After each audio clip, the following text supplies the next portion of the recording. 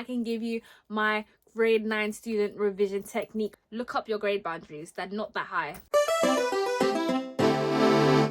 Hello my lovelies. I told you I'd be back with my revision routine. I just never came back.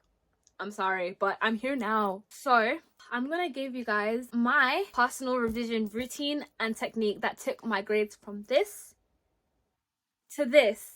Okay, I'm really happy that this is how my results day went. I studied really hard, like really hard. It's not that I'm smart, like I studied so hard this year. I got remarked and I got my grade 9. So now I can give you my grade 9 student revision technique. Are you ready? Let's go. Video, I want to warn you, this video is for people that have already been revising and now you want to try a different technique. If you haven't started revising yet, I'm gonna address you later. Choose the subjects that you need to prioritize, and these are the subjects that you want to take in A level. Make sure that you have your minimum grade 6 or minimum grade 5 for whatever subjects that you need. If you want to go to college, make sure that your maths, English and science are good. Grade 5s plus maths, English and science, and whatever you want to do, whatever minimum grades you require, do that. It's gonna be hard now to get a grade 9 in everything, so focus on your priorities. Don't stress too much. I started revising for all my GCSEs on the 12th of March and I got a grade 9 in biology, so you can do well as well, but you just need to prioritize subjects because it's impossible to get a grade 9 on everything. I got a grade 4 in French. I had to sacrifice it. So I would learn the content because half the time I actually wasn't listening in class. So learn the content on free science lessons. Even if I know it well, I just watch his video because he often tells you this is something that students normally struggle with, so make sure that you learn that it's this, not this, so that you can see the mistakes that people make and not make those mistakes. He gives you exam definition, so if you write down exactly what he says in the video, that is exactly what the mark scheme will say, so you're gonna get it right. So I very highly recommend free science lessons. Even if you think you already know the content or if you know the topic, just rewatch it. I was watching videos on cells. I mean, okay, not cells because I knew that, but you know what I mean, even cells. Yes, I rewatched the video. I didn't need to take notes, but I just watched it just to see if there's anything that I missed because he goes by the specification. People normally say to study the specification, but I don't know if you've ever opened the AQA spec. It's so boring. I can't do it. So I used to do free science lessons. I could not subject myself to that. Anyways, free science lessons, learn the content first. This can be free science lessons, Cogito, or a textbook. I mean, I don't like textbooks, so I would never read them, but textbook could be helpful as long as you're taking notes. You need to actively take notes while you're watching it. And then I would read my notes and I would highlight it as if I'm highlighting a textbook to highlight the keywords, key definitions. Just think about what things you would need to say in the exam. And then while writing my notes, I would normally also make flashcards. So I'd put a key to make a flashcard. Those of you that say, flashcards don't work for me, shut up. They're gonna work today. They're gonna work today. Let me teach you how I use my flashcards. Imagine there are 3 piles in front of you, okay? Ignore this one for now. This is the ones that you get correct and this is the ones that you get incorrect. So I did this one. Let's say I got it right. Checked it. Put it in this pile of the correct. Let's say I did this one and I get it incorrect. Oh no. Put it in the incorrect pile. And you keep on going. These are the actual flashcards I use for my GCSEs. So you can see I had to rush them because I wanted to make sure that I'm using them and not spending all my time looking at them. So I've got my 2 piles. These are the ones I got correct. These are the ones that I got incorrect. What I do now is I'd come to my incorrect pile and I'd answer it and see if I get it right this time. I got this one right. I didn't get this one right. And I got this one right. So now this pile, I will do this one again. Correct. Okay. Now this pile is the pile of the ones that I've gotten correct twice. This pile is the ones that I've gotten correct once, and this is the pile of ones that I've never gotten correct. Then I'll just keep repeating until I get all of them into this pile. Some people like to tell you to revisit these ones. You can do that, but I never did that. I just kept going until I got them all correct, and then I'd repeat the deck again on another day. As long as you've made them precise. If you have precise flashcards, those flashcards will be a lifesaver. While you're walking to the exam, flashcards, just to make sure that you remember, because it's a lot more stressful flicking through your pages rather than just flicking through your flashcards, you know what I mean?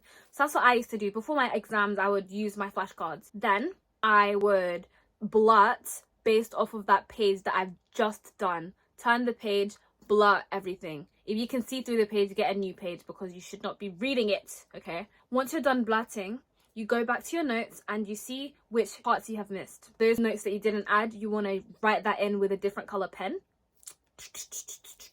after I've written my flashcards, written my notes, and I've blurted, and then I've corrected my blurting, okay, I'll move on to the next. You might want to go and do 1 or 2 exam questions, just 1 or 2, because at the end we're going to do a whole topic test. Do that between every single subtopic, and when I say subtopic, I mean cell structure, plant structure, blood, vaccinations. Then you finish everything in that whole topic. So a topic would be like cells, homeostasis, infection and response.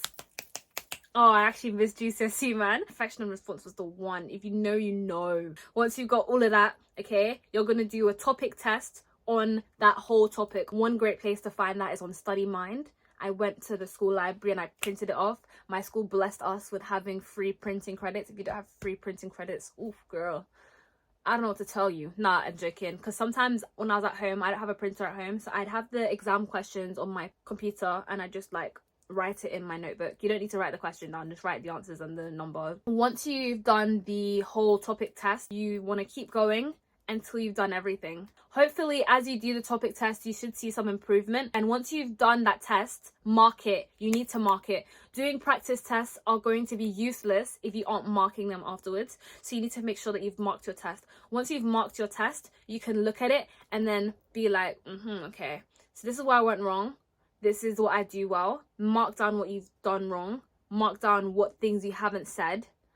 And then make that into a flashcard. That flashcard will save you.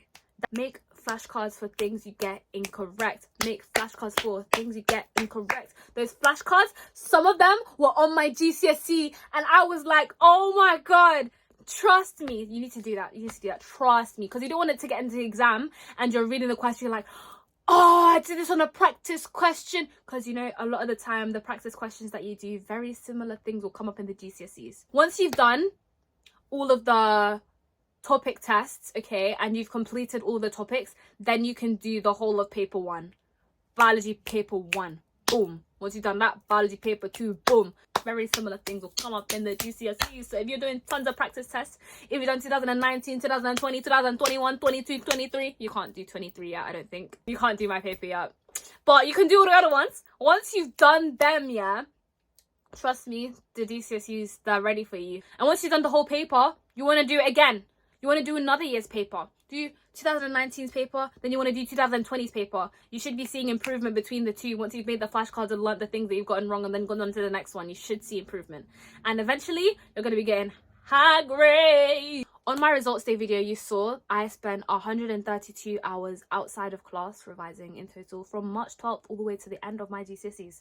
132 hours. And one of my teachers said this to me: it's not who has the most brains, it's who has the most willpower and determination. You just need to focus and dedicate yourself and you will get the grades. You don't need to be smart. I don't see myself as a super brainy smart student, so if I can do it, anyone can do it, man. I'm telling you, anyone can do it. I started revising on the 12th of March. Anyone can do it. If I can get grade 9, you can too. But one thing you need to do is you need to prioritize your subjects, right? This is one thing that's really important. You need to prioritize your subjects. Decide what A levels you want to do, because I knew I wanted to do biology, chemistry and law A level. What do I need for biology, chemistry and law A level? I need to get all of my core subjects down. Make sure you pass all of your exams, don't get me wrong, but you need to have certain subjects that you prioritize. I knew I wanted to take biology and chemistry A level, so I made sure that my biology and chemistry were the priority in my revision. And then for law, you need to get a grade 6 plus in English, and I got a 7 and an 8 for English.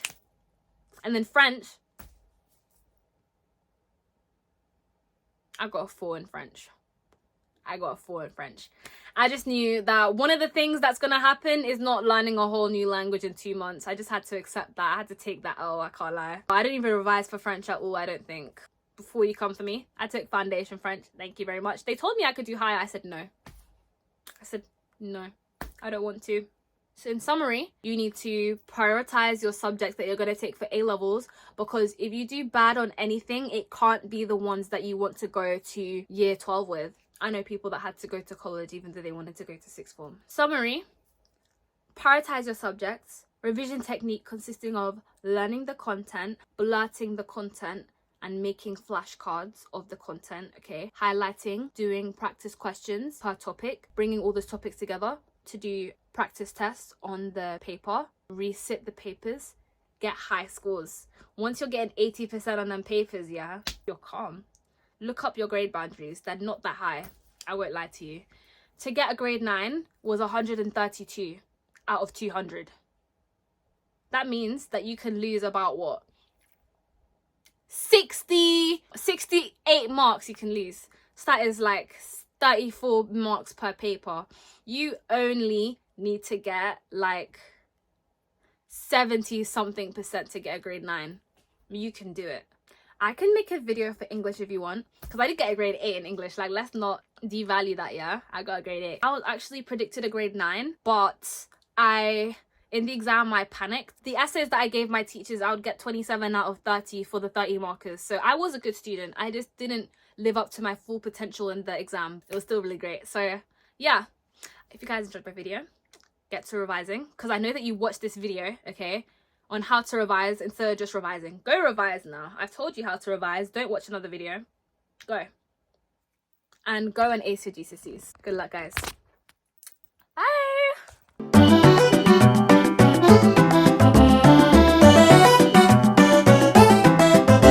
Guys, you have a holiday in between your GCSEs, okay? To pattern yourself. That holiday, you used to spend 5 hours a day revising, like as if you were at school. 5 hours a day revising every day. I was even at a picnic. I went to a park. I had a picnic on that holiday. You know, if I spent like 6 hours I spent revising, 6 hours at that picnic revising, could have even got higher. But if you're religious, he gonna help you. He gonna help you. Before every exam, I would pray. First 30 seconds, I would pray. Dear Heavenly Father, please make sure that every single thing I revised comes into my head, and that when I see a question, I'm able to remember what I revised and write down exactly what I need to write down to get the good grades that I need. God isn't going to be able to get you that grade 9 if you don't meet him halfway. You need to actually put in the effort and revise.